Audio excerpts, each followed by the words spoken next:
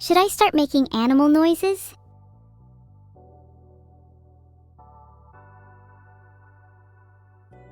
Oh wait, yeah, it's like pigs, cows, horses, donkeys, chickens. Probably more than that, but I forgot the others. Oink oink, moo neigh, honk cluck cluck. How's that?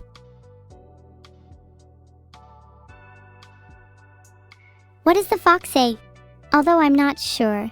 If I had to guess, the fox probably says something like, I love evil probably more than any other animal.